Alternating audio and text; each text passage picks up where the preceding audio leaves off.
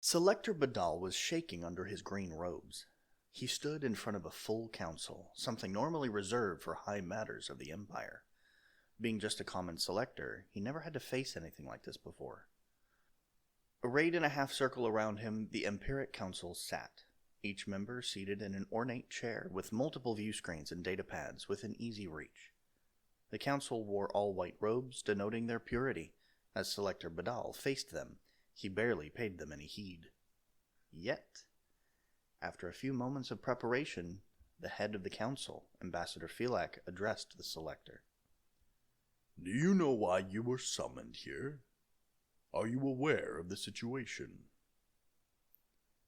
Casting his eyes downward as to not offend the council members, Badal replied, Yes, Ambassador. There was a slight hesitation, but then the ambassador said words that have never been uttered before in this chamber. You will not be punished for any words said by you today. You are to be forthright and complete in every statement. Do not try to placate or soften your words to us. You may even insult the Empire if you wish, with no retribution. Under his robes, Badal's protective scales switched from the standard green to a slight yellowish tint. The thought of even muttering the slightest criticism against the Empire filled him with fear. He dared a glance at the council, and their face scales seemed to flash with a reddish hue. Anger. They were furious with the thought of a mere selector being able to speak his mind freely without consequence. But these were dire times, and to the council's credit, they were able to maintain their composure. Do you understand, Selector? The only punishment dealt out today is if you try to hide information of this issue in any way. Badal swallowed hard and replied, Yes, Ambassador. Ambassador Filak sat back in his chair. Very well, Selector. You have been summoned to discuss the incident aboard the Emperor's Grace selection vehicle under the command of High Overseer Verbicht. You are the official selector on this ship, is that correct? Casting his eyes downward again, Badal replied, Yes, Ambassador. But I stress that all actions and decisions relating to this incident are under direct orders of Overseer Verbicht. The ambassador interrupted. High Overseer Verbicht, Selector. Badal's scales flashed red. Ambassador, Verbicht does not deserve the title of Overseer, much that of High Overseer. Hisses filled the room as scales flashed red. Each council member had leapt from their seats except for the ambassador. How dare such a lowly selector insult his superiors? They should have Badal ripped apart scale by scale for such an affront. Silence! Roared Ambassador Filak. Slowly the council's scales returned to green as they returned to their seats. Selector Badal was shaking, knowing what he said was a sure death sentence. He was grateful his robe hid his scales. He was sure that he would be embarrassed at how yellow they would be. Selector Badal, the administrator continued, his voice back in a normal volume. I already assured you that you are free to speak as you wish. No harm will come to you, no matter what you say in this council. Ambassador Filak glanced around at his other council members. Something the rest of you should heed well, as no such promise was made of you. If you interrupt again, you will be removed. His voice left no doubt he was not just talking about being removed from the room. They would be removed permanently. Shocked silence greeted his statement. Never before had any ambassador threatened the other council members this way. Even Selector Badal was stunned. This was unheard of. The ambassador continued. The critical nature of this meeting is more important than protocols and procedures.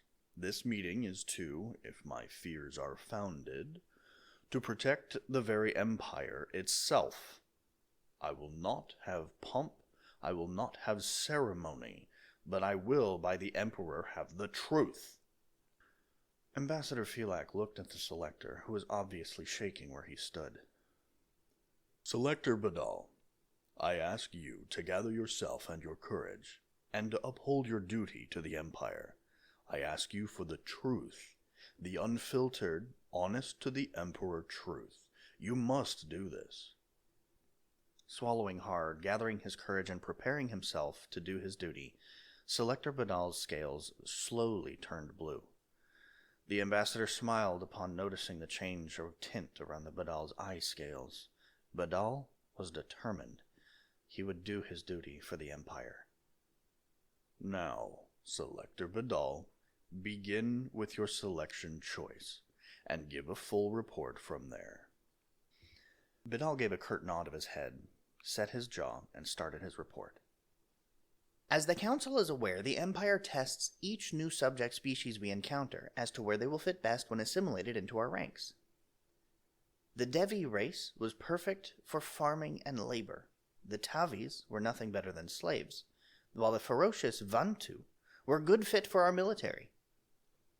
While searching for more planets to add to our great empire, we picked up signals from the third planet of the Sol system. It held a race that called themselves humans. Humans were large. They stood a talon and claw above even our largest warriors. They were in the simple stages of space travel, sending probes to other planets and such. They seemed to be no threat. Every eye was trained on Badal as he spoke. Badal had used his datapad to relay images from the Emperor's grace to the Council's view screens. In my selection process, I discovered that this species seemed to be fighters. As you can see on your screen, there's a conflict we watched for the selection process. On each screen flashed an image of human warriors fighting with each other. It was a small skirmish, with only about 5 humans on each side, but the battle was intense. Covered head to toe in protective gear, the warriors ran, ducked, and moved with incredible swiftness at each other, seemingly careless about their own mortality. They fought like the Emperor was watching them. They are fast, and they are large, aren't they? Councilmember Devant said to no one in particular. Selector Badal nodded earnestly in agreement. Exactly, Councilmember, he hissed excitedly. Of all species brought into the folds of the Empire, fighters were the rarest, so I was excited to think that we would soon add a whole race of great warriors to uphold and promote the glory of the Emperor. Badal made a few more commands on his datapad, and the view screens changed. As you see, Council members, he began, a data analysis of their weapons showed no threat, simple projectile weapons that fired at a velocity that would not even crack the hardened skulls of our elite troops.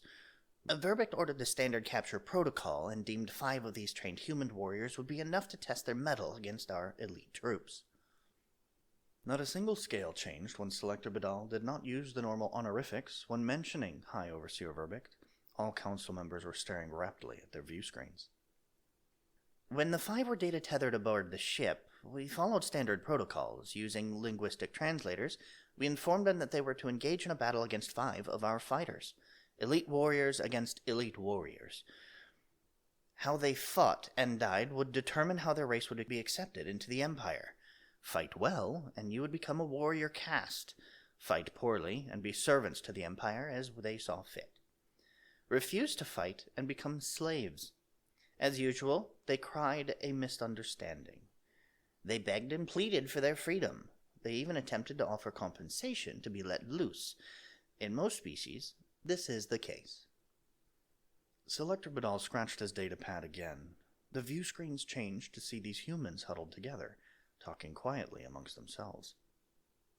As you see, the humans took less time than most species to accept their fate. We gave them 2 cycles to prepare for battle, but after 12 of their hours, they seemed to understand that their deaths were imminent. But it looked as though they intended to fight, and this gave us hope. Here, Badal hesitated. He slowly entered commands into his datapad and said, This is where it all went wrong. I want you to listen to this part right here. Over the loudspeakers of the room, the translation protocols changed the uncouth, brutish language the humans used into the civilized tongue of the Empire.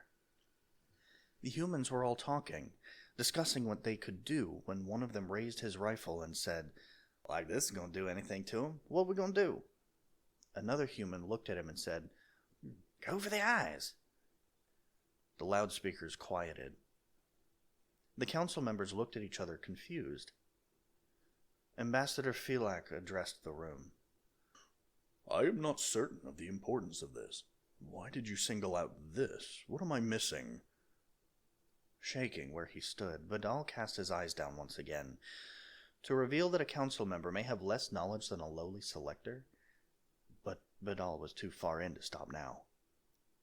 Ambassador, the humans were aware that their weapons would not be effective against our warriors' hardened scales. They understood this without ever having seen us. How could they know this? This alarmed me greatly, and I informed Verbict that we should cancel the exercise immediately. We were dealing with a race that may have psychic abilities or could read minds, predict the future, or a whole slew of other possibilities. But Verbict... Vidal almost spit out the word as if it was a mere name left in the distaste of his jaws. Insisted we proceed. He insisted. Every council member replayed the video of the humans talking. Some orange flashes on face scales showed that the council members were alarmed. How did the humans know? Continue, Selector Vidal. Continue. Vidal steeled himself for the rest of his report. This was not going to be good. After the 2 standard cycles allowed, we started the contest. When the doors opened to the arena, which had been covered in plants and trees native to their world, they simply ran out into the arena, their clothing made to let them blend into their surroundings. They each carried their useless weapons. The contest should have been short, and in a way, it was. As our elite warriors descended via platform lift into the arena, their golden scales and plasma weapons shining, every servant of the Empire on the ship was glowing white with pride. And then, the battle began. Vidal stopped. He switched the view screens to show the battle. As you see, the humans did not huddle together for strength in numbers. They did not try to coordinate a defense of any type that we could ascertain. They simply moved in to attack. Here we see Warrior Frieze try and eliminate an enemy at quite a distance away. But his eyes missed the large human crouched in the concealing bush in front of him just a few paces away. The human shot his weapon at the face and eyes of Frieze, which, as projected, did not kill our warrior, but it did stun and hurt enough for the human to, watch. The large human moved with incredible swiftness, closing the distance with Frieze while firing his weapon. The pop-pop-pop sound it made belied the effect it had on the Empire's elite warrior. Reeling back, his claws digging at his eyes, Frieze never saw the human swing his weapon like a club, holding onto the barrel, smashing the back end of it into Frieze's skull, shattering it with a sickening crunching sound. All scales flashed red in anger as the council members saw what happened. Selector Vidal remained quiet as the screens show how the humans, one by one, overtook the elite fighters of the Empire, and without hesitation or mercy, slew every last one of them. By the Emperor!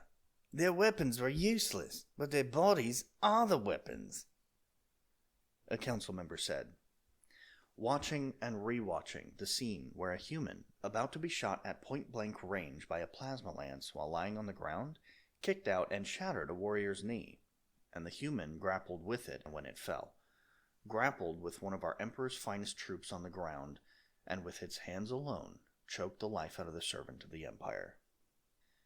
The human had been on the ground, seemingly helpless, and it overcame the pride of the Empire. The council chambers were silent. Then, his voice strained, the ambassador asked, "And what happened after? What happened to the Emperor's grace?" Vidal cast his eyes down again, not from protocol this time, but from shame. When we opened the hatch to neutralize the threat, the humans rushed into the ship proper. We were able to kill 2 of them, but at the expense of all 8 of our security force. They exchanged their own weapons for plasma lances, which they seemed to handle as if they were trained by the Emperor himself. Verbict ordered the evacuation of the Emperor's grace, abandoning it to the humans. He took a shuttle for himself and left the rest of us to our fates. There were 23 servants of the Empire on the Emperor's grace. 6 made it to the escape pods or shuttles. All others were lost. Red scales flashed. Selector Vidal was sure that Verbict would meet quite a dire end. "Thank you, Selector. Your report is of the greatest importance to the Empire. We now know a race of highly trained soldiers that inhabit the world. Thank the Emperor they have not discovered gravimetric propulsion. We will quarantine their world and prevent them from reaching the stars. To think, an entire planet of highly trained warriors let loose in the universe. My scales shudder at the thought. With his decision made, Ambassador Phelak started to address the council, and was shocked when he noticed Badal still standing in the room, watching them. You are excused, Selector, the ambassador said sternly. There is more, Badal said weakly. More? The ambassador asked, confused. We lost a ship to a race of superfighters. What more could there possibly be? Without saying a word, Badal used his datapad to activate the view screens and the loudspeakers. Once again, the humans were shown before the battle, discussing amongst themselves. Why us? One asked. They think we're the military. They think we're soldiers, another said. But these are just paintball guns. This is a game. We're not soldiers. I'm an accountant, for Pete's sake, replied the first. And then the view screens faded out. On every datapad, an in-depth analysis of a paintball gun and its applications flashed. Every council member's eyes were in wide shock. Videos of paintball games and explanations rolled across the front of every council member. Videos of paintball games and explanations rolled across in front of every council member. As you can see, Badal said solemnly, we did not capture their elite soldiers. We captured their race's workers, farmers, number eaters. The ones we captured were simply playing a game. They took out our elite troops with ease, and if we had captured real soldiers... Here his voice gave out. There was nothing left to say. Every council member's scales were flashing bright yellow as they desperately scanned their datapads, looking for something, anything that would ease their fear. Badal finished with one last sentence. And now they have a ship with a gravimetric drive. As Selector Badal watched the council, he realized that their scales reflected his own, a yellow so bright he almost had to shade his eyes from it.